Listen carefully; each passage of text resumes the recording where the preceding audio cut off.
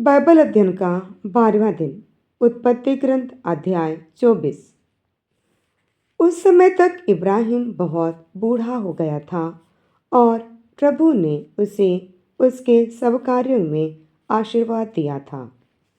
इब्राहिम ने अपने सबसे पुराने नौकर से, जो उसकी समस्त संपत्ति का प्रबंध करता था, कहा, अपना हाथ मेरी जांघ के नीचे रखो और आकाश तथा पृथ्वी के ईश्वर की शपथ लेकर मुझे वचन दो कि जिन कनानियों के बीच मैं रहता हूँ, उनकी कन्याओं में से किसी को भी मेरे पुत्र की पत्नी नहीं बनाओगे, बल्कि मेरे देश और मेरे संबंधियों के पास जाओगे और वहाँ मेरे पुत्र इसहाक के लिए पत्नी चुनोगे। नौकर ने कहा, हो सकता है कि वहाँ कोई ऐसी स्त्री नहीं मिले जो मेरे साथ यह देश आना चाहती हो, तो क्या मैं आपके पुत्र को उस देश ले चलूं जिसे आपने छोड़ दिया है? इब्राहिम ने उत्तर दिया, तुम मेरे पुत्र को वहाँ कदापि नहीं ले जाना। प्रभु आकाश और पृथ्वी के ईश्वर ने मुझे मेरे पिता के घर और मेरे कुटुंब के देश से निकाला और शपथ लेकर मुझसे कहा कि वह यह देश मेरे वंशजों को प्रदान करेगा। वही प्रभु तुम्हारे साथ अपना दूत भेजेगा, जिससे तुम वहाँ से मेरे पुत्र के लिए पत्नी ला सको। यदि कोई स्त्री तुम्हारे साथ चलने के लिए तैयार ना हो, तो तुम अपनी इस शपथ से मुक्त होगे, किंतु मेरे पुत्र को वहाँ कदापि नहीं ले जाना। तब सेवक ने अपने स्वामी इब्राहिम की जांघ के नीचे अपना हाथ रखकर और शपथ खाकर उसे वैसा ही वचन दिया। इसके बाद वह सेवक अपने स्वामी के ऊँटों में से 10 ऊँट और अपने स्वामी की सब प्रकार की सर्वोत्तम चीज़ें लेकर उत्तरी मेसोपोटामिया के नाहोर नामक नगर के लिए चल पड़ा। वहां पहुंचकर उसने नगर के बाहर एक बावड़ी के पास ऊँटों को बिठा दिया। संध्या हो रही थी। नगर की स्त्रियां उस समय वहां पानी भरने आया करती थीं। उसने कहा, प्रभु, मेरे स्वामी इब्राहिम के ईश्वर, आज मुझे सफलता प्रदान कर। कृपया मेरे स्वामी इब्राहिम पर दया दृष्टि कर। देख, मैं इस जल स्रोत के पास खड़ा हूँ। नगर के निवासियों की पुत्रियां पानी भरने यहाँ आने वाली हैं। ऐसा कर कि मैं जिस कन्या से कहूँ कि तुम अपना घड़ा उतार दो और मुझे थोड़ा पानी पिला दो, और वह बोले कि पी लो, और मैं तुम्हारे ऊँटों को भी पिला दूंगी, वह वही कन्या हो जिसे तूने अपने सेवक इसहाक के लिए चुना है। इससे मैं समझूंगा कि तूने मेरे स्वामी पर दया की है। वह ऐसा कह ही रहा था कि कंधे पर घड़ा लिए रखे रेबेका वहां आ गई। वह इब्राहिम के भाई नाहोर की पत्नी मिल्का के पुत्र बतूएल की पुत्री थी। वह कन्या अत्यंत सुंदर थी, कुंवारी थी और उसका किसी पुरुष से संसर्ग नहीं हुआ था। वह बावड़ी में उतरी और अपना घड़ा भरकर फिर ऊपर आई। तब सेवक ने उसके पास आकर कहा, कृपा करके अपने घड़े में से मुझे कुछ पानी पीने दो। वह बोली, पी लीजिए महोदय। उसने तुरंत अपना घड़ा अपने हाथ पर उतार कर पीने के लिए उसे पानी दिया। जब वह उसे पानी पिला चुकी तब बोली, मैं आपके ऊँटों के लिए भी पानी भरती जाऊंगी, जिससे वे भी पानी पीकर तृप्त हो जाएं। उसने तुरंत अपने घड़े का पानी नाद में उड़ेला और पानी भरने के लिए फिर से बावड़ी पर दौड़ी। इस प्रकार वह उसके सब ऊँटों के लिए पानी भरती गई। सेवक यह जानने के लिए चुपचाप खड़ा देखता रहा कि प्रभु ने उसकी यात्रा सफल की है या नहीं। ऊँटों के पानी पीने के बाद सेवक ने आधे तोले सोने की एक नथ और उसके हाथों में पहनाने के लिए 10 तोले सोने के 2 कंगन निकाले और पूछा, तुम किसकी पुत्री हो? मुझे यह बता कि क्या तुम्हारे पिता के यहाँ रात बिताने को हमारे लिए स्थान मिलेगा? उसने उसे उत्तर दिया, मैं नाहोर की पत्नी मिल्का के पुत्र बतूएल की पुत्री हूँ। फिर उसने कहा, हमारे यहाँ बहुत पुआल और चारा है और रात में रहने को काफ़ी जगह भी है। इतना सुनना था कि सेवक ने सिर झुकाकर प्रभु को प्रणाम किया और कहा, प्रभु मेरे स्वामी इब्राहिम का ईश्वर धन्य है। उसने मेरे स्वामी पर दया दृष्टि की और उसके प्रति अपनी सत्य प्रतिज्ञता निभाई है। प्रभु ने मुझे सीधे रास्ते पर अपने स्वामी के भाइयों के यहाँ पहुँचा दिया है। लड़की दौड़कर अपनी माँ के पास आई और उसने घर वालों को सारा हाल सुनाया। रिबेका का लाबान नामक एक भाई था। लाबान उस व्यक्ति से मिलने के लिए बावड़ी की तरफ दौड़ा।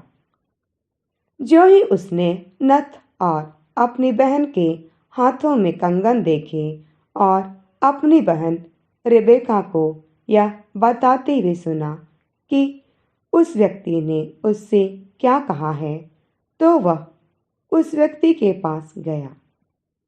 वह अभी तक बावड़ी पर अपने ऊँटों के पास ही खड़ा था। उसने कहा, प्रभु का तुम पर अनुग्रह है, तुम बाहर क्यों खड़े हो? मैंने तुम्हारे रहने का प्रबंध और ऊँटों के लिए भी स्थान तैयार किया है। इस प्रकार वह सेवक उस घर में आया। लाबान ने ऊँटों को खोलकर उनके लिए पुआल चारा निकाला। फिर वह पानी लाया, जिससे वह और उसके साथी अपने पैर धो सकें। जब उसे भोजन परोसा गया तब उसने कहा, जब तक मैं अपना संदेश ना सुना लूँगा तब तक मैं भोजन नहीं करूँगा। लाबान ने कहा, तो कहो। तब उसने कहना आरंभ किया, मैं इब्राहिम का सेवक हूँ। प्रभु ने मेरे स्वामी को इतना आशीर्वाद दिया है कि ये बहुत धनी हो गए हैं। उसने उन्हें भेड़ बकरी, गाय बैल, चांदी, सोना, दास दासी, ऊंट और गधे दिए हैं। मेरे स्वामी की पत्नी सारा के उसकी वृद्धावस्था में एक पुत्र हुआ और उसने अपना सब कुछ उसके सुपुर्द कर दिया है। मेरे स्वामी ने मुझे यह शपथ खिलाई कि मैं जिन कनानियों के देश में रहता हूँ उनकी कन्याओं में से किसी के साथ मेरे पुत्र का विवाह नहीं करना, बल्कि मेरे पिता के घर और मेरे कुटुंब वालों के पास जाकर वहीं से मेरे पुत्र के लिए एक पत्नी लाना। मैंने अपने स्वामी से कहा कि शायद वह स्त्री मेरे साथ आने के लिए राजी नहीं होगी।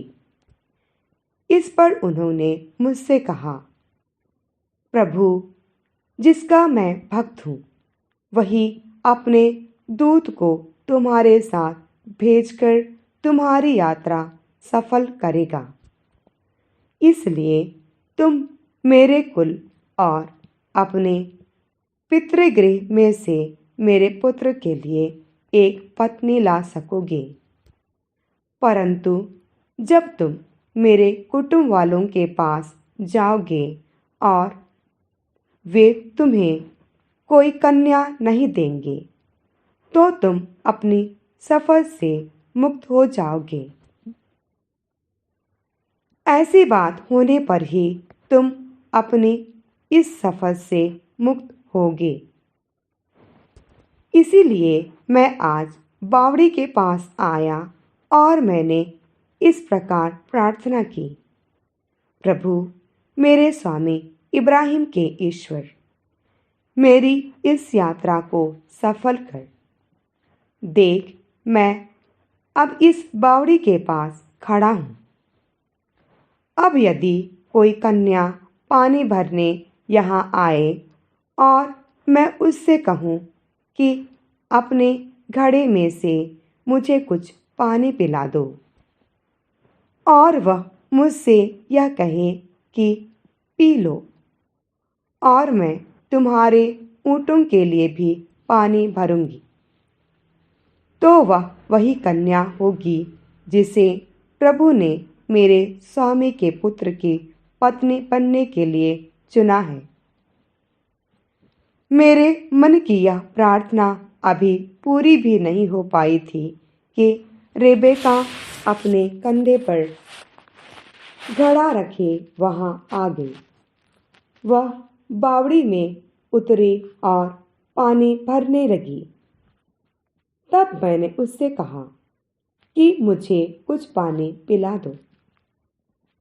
उसने तुरंत अपना घड़ा नीचे उतारा और कहा, पी लीजिए, और मैं आपके ऊँटों को भी पिला देती हूँ। मैंने पानी पिया और उसने मेरे ऊँटों को भी पानी पिलाया। इसके बाद मैंने उससे पूछा कि तुम किसकी पुत्री हो? उसने उत्तर दिया, मैं नाहोर की पत्नी मिल्का के पुत्र बतूएल की पुत्री हूँ। इस पर मैंने उसकी नाक में एक नथ पहना दी और उसके हाथों में कंगन पहना दिए।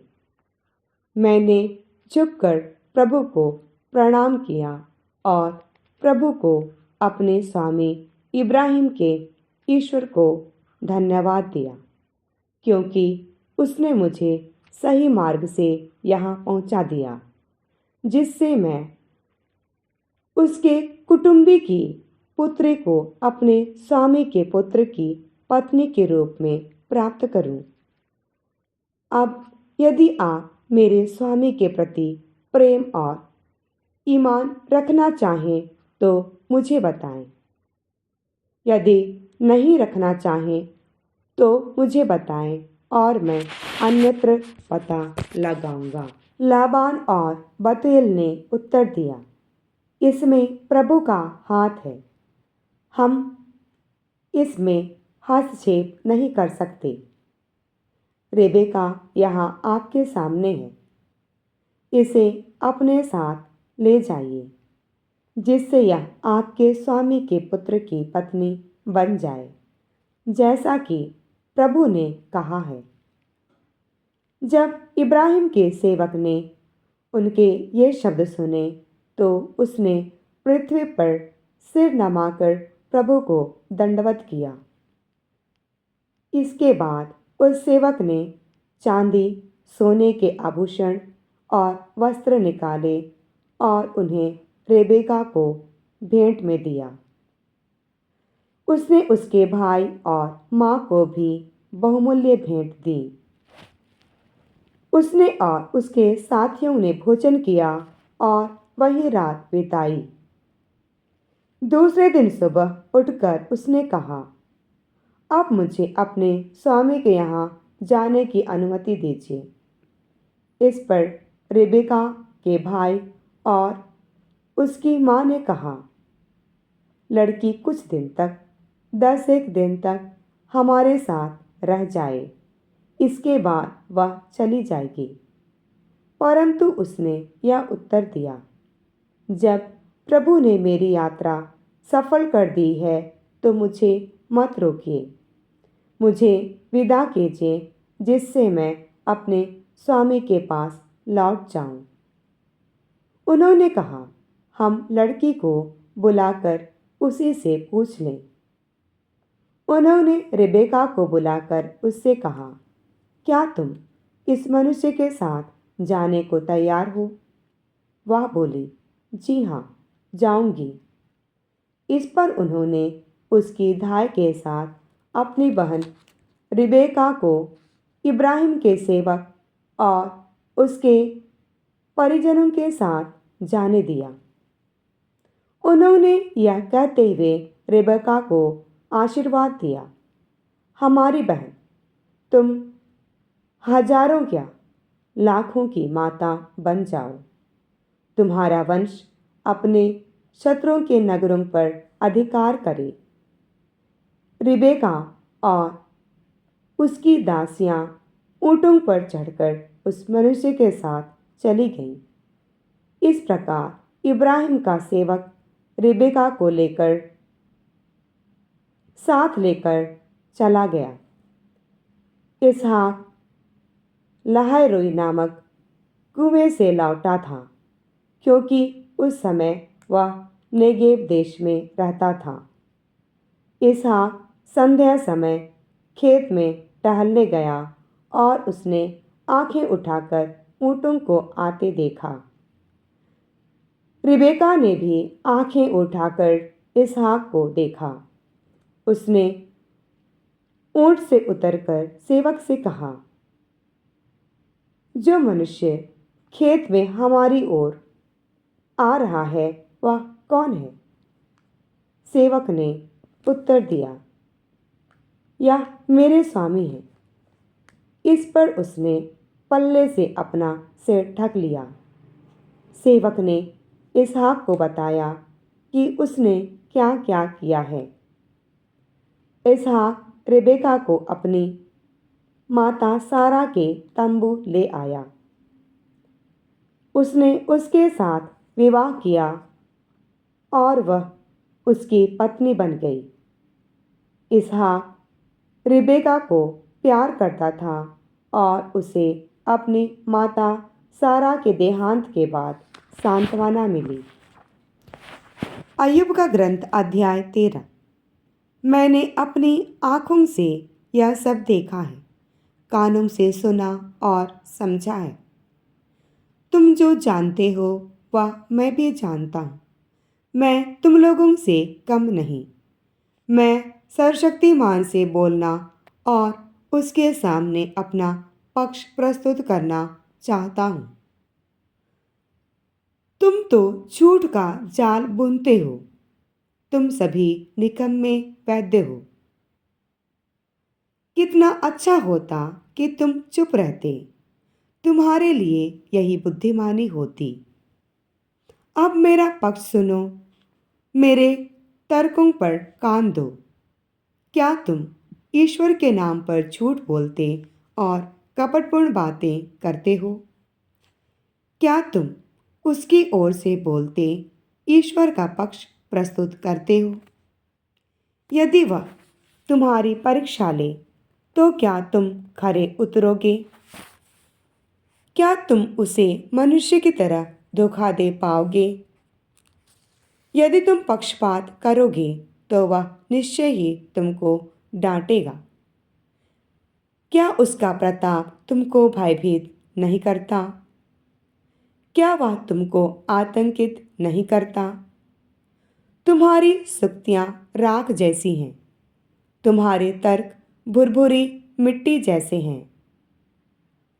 तुम चुप रहो और मुझे बोलने दो। मुझ पर जो बीतेगी सो बीतेगी। मैं हर जोखिम का सामना करने अपने प्राण हथेली पर रखने को तैयार हूँ। यदि ईश्वर मुझे मारना चाहता तो भी मैं नहीं डरूंगा। मैं उसके सामने अपना पक्ष प्रस्तुत करूंगा। मेरा कल्याण उसी पर निर्भर है। कोई पाखंडी उसका सामना नहीं कर सकता। मेरी बातें सावधानी से सुनो, मेरे तर्कों पर कान दो। मैंने अपना मामला तैयार कर लिया। मैं निश्चय ही निर्दोष ठहरूंगा। यदि कोई मेरे तर्कों का खंडन करेगा तो मैं मौन रहूंगा और प्राण त्याग दूंगा। ईश्वर, मैं तुझसे ये 2 वरदान मांगता हूँ और मैं अपने को तुझसे नहीं छिपाऊंगा। मुझ पर से अपना हाथ हटा ले और मुझे आतंकित ना कर। तब मुझे बुला और मैं उत्तर दूंगा, नहीं तो मुझे बोलने दे और तू ही उत्तर दे। मैंने कितने अपराध और पाप किए, मुझे बता कि मेरा विद्रोह और अपराध क्या है। तू अपना मुख क्यों छिपाता और मुझे अपना शत्रु क्यों समझता है? क्या तू उड़ते हुए पत्ते को डराना या सूखे हुए तिनके का पीछा करना चाहता है? जो तू मुझ पर कटु आरोप लगाता और मुझे जवानी के पापों का दंड देता है। मेरे पैरों को बेड़ियां पहनाता, मेरे आचरण की कड़ी निगरानी और मेरे पदचिन्हों की जांच करता है। मनुष्य तो सड़ी हुई लकड़ी की तरह, कीड़ों से खाए हुए कपड़े की तरह घुल घुल कर मरता है। अय्यूब का ग्रंथ अध्याय 14। स्त्री से उत्पन्न मानव थोड़े दिनों का है और कष्टों से घिरा है। वह फूल की तरह खिलकर मुरझाता, छाया की तरह शीघ्र ही विलीन हो जाता है। क्या तू ऐसे मनुष्य पर ध्यान देता और उसे न्याय के लिए अपने सामने बुलाता है? क्या कोई अशुद्ध से शुद्ध निकाल सकता है? नहीं, कोई नहीं। तूने उसके जीवन के दिनों और महीनों की संख्या निश्चित की है। वह तेरे द्वारा निर्धारित सीमा पार नहीं कर सकता। इसलिए उससे अपनी दृष्टि हटा ले, उसे रहने दे, जिससे वह किराए के मजदूर की तरह अपना समय पूरा करे। वृक्ष के लिए आशा रहती है, वह कट जाने पर फिर हरा होता और उसमें अंकुर निकलते हैं।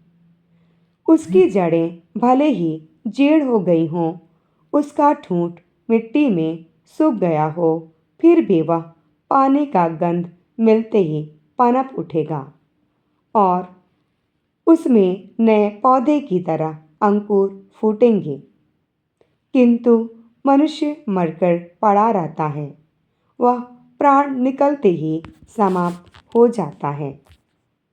भले ही समुद्र से पानी लुप्त हो जाए और नदी तप कर सूख जाए, फिर भी मृतक पड़े रहेंगे और नहीं उठ पाएंगे। जब तक आकाश का अंत नहीं होगा वे नहीं जागेंगे, उनकी नींद नहीं टूटेगी। ओह, यदि तू मुझे अधोलोक में छिपाता, अपना क्रोध शांत हो जाने तक कहीं आश्रय देता। यदि तू एक अवधि निश्चित करता जब तू मुझे फिर याद करता। यदि मनुष्य मरकर पुनर्जीवित होता तो मैं अपने पूरे जीवन काल में तब तक प्रतीक्षा करता रहता जब तक उससे मेरी मुक्ति का समय नहीं आ जाता। तू मुझे बुलाता और मैं उत्तर देता। तू अपने हाथों की कृति की प्रतीक्षा करता। तब तू मेरा एक एक कदम नहीं गिनता बल्कि मेरा पाप अनदेखा करता। तू मेरा अपराध थैली में मोहरबंद करता और मेरा अधर्म ढक देता। जिस तरह पहाड़ टूटकर टुकड़े टुकड़े हो जाता और चट्टान अपने स्थान से हट जाती है, जिस तरह वर्षा पत्थर को घिस देती और जलधाराएं मिट्टी बहा ले जाती हैं, उसी तरह तू मनुष्य की आशा चकनाचूर कर देता है। तू उसे मारता और वह सदा के लिए चला जाता है। तू उसका चेहरा बिगाड़ कर उसे भगा देता है। उसके पुत्र सम्मानित हैं तो उसे इसका पता नहीं चलता। वे तिरस्कृत हो जाते हैं किंतु उसे इसकी जानकारी नहीं होती। उसे केवल अपने ही शरीर की पीड़ा का अनुभव होता है। वह अपने लिए ही शोक मनाता है। सूक्ति ग्रंथ अध्याय 2 पद संख्याएं 16 से 19 तक।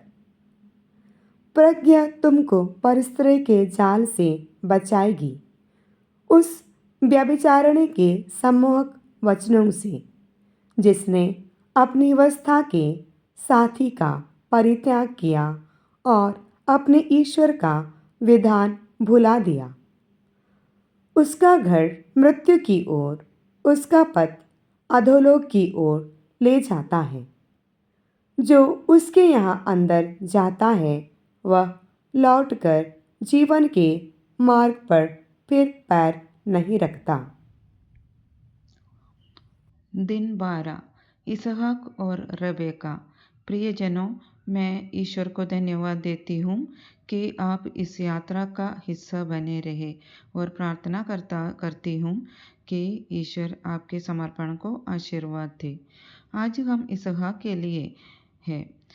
इसमें दुल्हन रबेका को खोजने के लिए ईश्वर के संभावित तरीकों के बारे में लिखा है। 24वीं अध्याय को समझने के लिए 23वीं अध्याय में शुरुआत करनी होगी। 23वीं अध्याय में हमने सारा की मृत्यु देखी। अध्याय 24 का अंत रबेका की उपस्थिति के साथ इसहाक को सांत्वना देने के साथ होता है, जो अपनी माँ की मृत्यु का शोक मना रहा था। जबकि बाइबल उन पिताओं की कहानी बताती है जो आस्तिक है।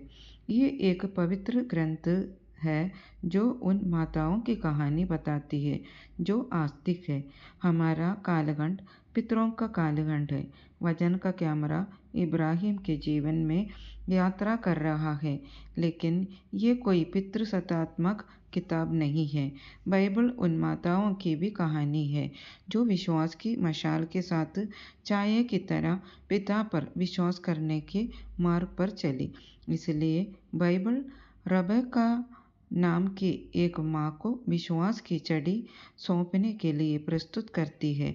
जब सारा नाम की माँ पृथ्वी पर अपना दिव्य मिशन पूरा करती है और जीवन के मंडप में लौट आती है। इसलिए ये अनुस्मारक बाइबल के यात्रा कार्यक्रम में एक अनुस्मारक है कि पुरुष और महिलाएं लिंग जो अंश हम पढ़ते हैं हमें उसमें न केवल इस रख रखाव की कहानी मिलती है बल्कि उन लोगों की भी कहानी मिलती है जिन्होंने इस रख रखाव में सहयोग किया। उदाहरण के लिए रेबेका, जब उसे अपने अपने देश, घर, कुल, परिवार के संबंध में ईश्वर की इच्छा का एहसास होता है, एक व्यक्ति जिसका अपने से अपरिचित लोगों के अलावा किसी से कोई संबंध नहीं है, वे अपने कबीले, दोस्तों, रिश्तेदारों, जिन मार्गों पर उसने यात्रा की है, जिन स्थानों पर वे चला है और जाना है, उन्हें पीछे छोड़ रहा है। रेबेका की एक अजीब जगह पर जाने की तैयारी एक संकेत है, एक अच्छे आस्तिक का संकेत जो ईश्वर की इच्छा का पालन करने को तैयार है। इसके अलावा मदद करने की इच्छा जो हम रेबेका में पाते हैं, शील, बड़ों के प्रति सम्मान, अजनबियों के प्रति सम्मान, विदेशियों के लिए सम्मान, ये सभी उसे इन शुरुआती दिनों में मोक्ष के मार्ग पर एक अच्छे चरित्र के रूप में चलने में मदद करते हैं।